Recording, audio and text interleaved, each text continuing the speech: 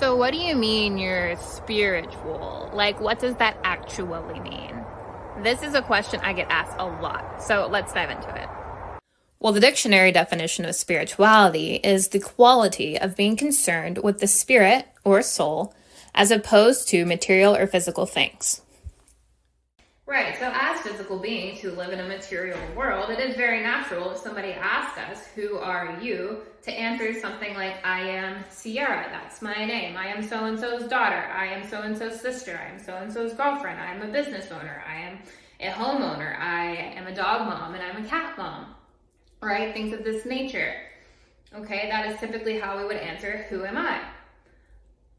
But if we truly believe that that is who we are, then we're actually operating from what is known as the egoic state of mind.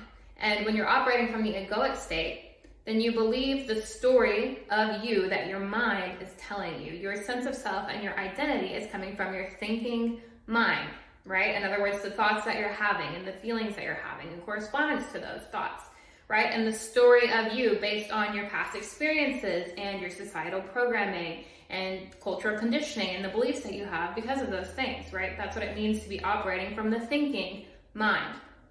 To be a spiritual person means that you recognize that you are not your thinking mind. You are not your thoughts and your feelings. You are not your past. You are not your material possessions, your career, or the relationships that you hold. So in other words, if I was to change my name, right? If I lost everybody that I loved, okay? If I lost all my material possessions because I'm just having a fantastic day, right? But if I lost it all, if I got a sex change, okay? If I removed all of these superficial things that I identify as, then would I cease to exist? No, of course not. I would still be here, right? Well, then who am I really? That is the question behind spirituality. And the answer is that I am a red dot. You are a red dot. Okay? I am a spirit.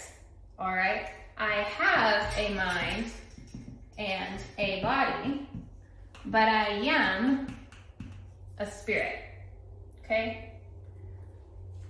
To be spiritual means to recognize that you are a spiritual being having a human experience, not a human having a spiritual experience. And you recognize that you are not your mind. You have a mind, but you are not your mind. Your mind is a tool that you can use to create the life you want.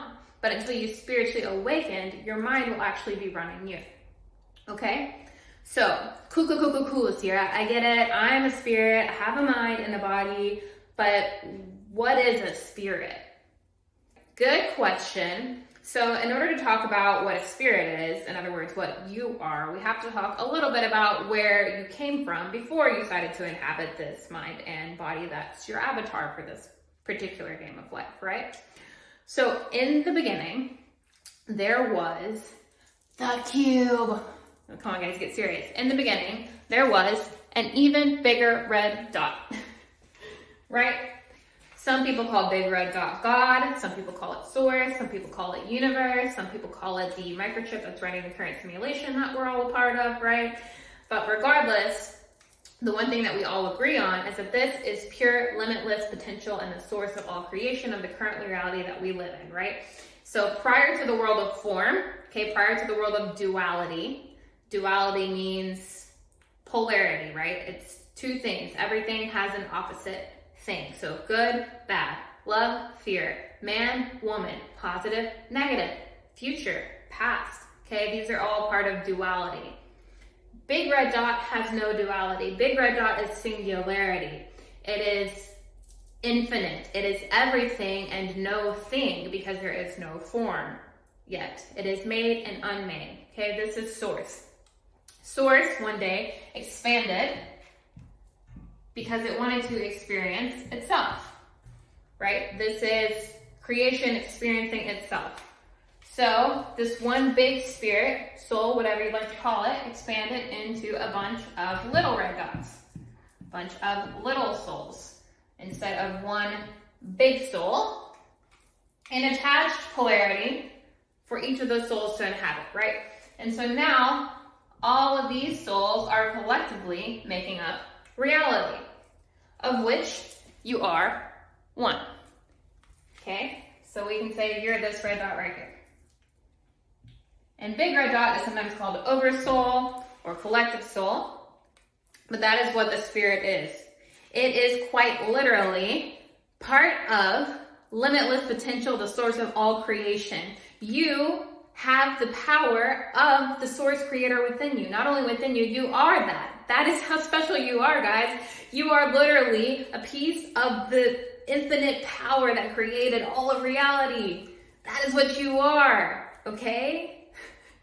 Okay, so now we've talked about what you are, a spirit, what a spirit is.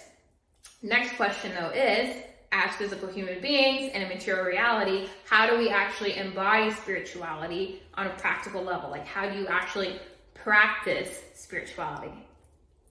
Good question. So what that looks like on a practical bodily level is, instead of chasing happiness through increased material possessions, a better career, or chasing relationships, instead you are practicing presence, acceptance, and love. Why? What does presence have to do with spirituality? Well, like we said earlier, spirituality means recognizing you are not your thinking mind. The thinking mind is part of the dualistic world of form.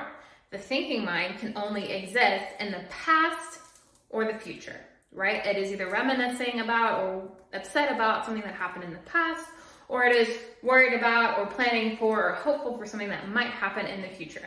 It literally cannot exist in the present moment. In order to have thoughts, you must be existing outside of the present moment, okay? The spirit, singularity, can only exist in the present. The present has no opposite. It is pure awareness. It is pure consciousness. Now you might say, well, what if I'm just sitting in a room thinking, that wall is blue, I'm cold, right? These are not past or future thoughts. No, but where did you learn that language? Did you learn those labels in the past? You're not inventing them on the spot, are you? To practice true and pure presence means to be able to sit in a state of observation and pure awareness with no thoughts, no labels, no nothing, right? Just pure sensory awareness and experience. The spirit can only exist in the present moment. And getting in touch with the truth of who you are means actively practicing presence. And then the more aware you will become of yourself behind the thoughts, behind the feelings. It is a sensation of peace and zen. Notice I did not say happiness. I said peace. It is possible to be peaceful while still experiencing immense sadness. If you go through a really hard breakup, of course you will be sad to lose this person that you were attached to and connected to. But you can still feel an extreme sense of peace behind that sadness, knowing that this is the right thing for the both of you and that everything is working out as it is, which brings me to my next point. Acceptance and love. Acceptance is practicing accepting what is in every present moment. And love, this is not romantic love or attachment love, friendship, mind you. This is the deep feeling of connectedness that we are all one within the world. And it brings with that a sense of peace and zen and just this deep unconditional love for all that is in the universe, because you recognize that all of it is you and you are part of everything, okay? And you feel this deep, immense love for yourself and everything else. So then, Sierra, are you saying that to be a spiritual person, to practice spirituality means to literally just practice presence, acceptance, and love? Yes, that is what I'm saying. And even more so focusing on the presence, because the more present you are able to become, the more in touch you will be with the truth of who you really are, which is naturally accepting and loving.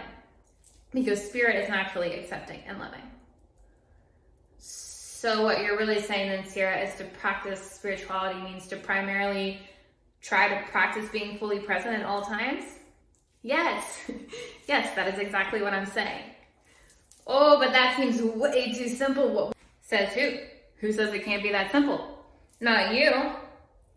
Not you as pure awareness, pure consciousness, limitless potential spiritual being you.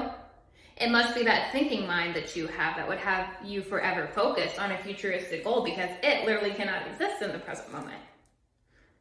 Good thing you're not your thinking mind though, eh?